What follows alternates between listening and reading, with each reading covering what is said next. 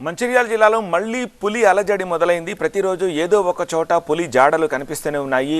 ఎప్పుడు ఎక్కడి నుంచి దాడి చేస్తోందో అన్న భయంతో పనులు చేయడానికి ఎవరు సాహసించట్లేదు.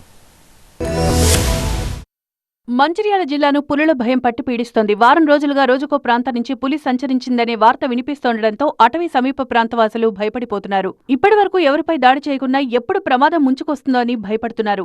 ఇప్పుడు ఎస్ఆర్ఎస్పీ ఓసీ దగ్గర పులి సంచారం స్థానికులకు కంటి మీద కునుకు లేకుండా చేస్తోంది. రంగంలో దిగిన అటవీశాఖ అధికారులు పాత సింగపూర్ ఓసీ క్యాంపు వైపు పులి వెళ్లినట్లు గుర్తించారు. సింగపూర్ రామారావుపేట చెరువు వద్ద పులి కదలికలను గుర్తించి పాదముద్రల ఆధారంగా పులి కోసం గాలింపు చర్యలు చేపట్టారు. పులి దిశ మార్చుకుంటే జైపూర్ మండలం ఇందారం గ్రామం వైపు వెళ్లే అవకాశం ఉన్నట్లు అధికారులు అంచనా వేశారు. పులి సంచారంతో సింగరేణి ఓసీ కార్మికులకు హెచ్చరికలు జారీ చేశారు. ప్రజలు అప్రమత్తంగా ఉండాలని సూచించారు.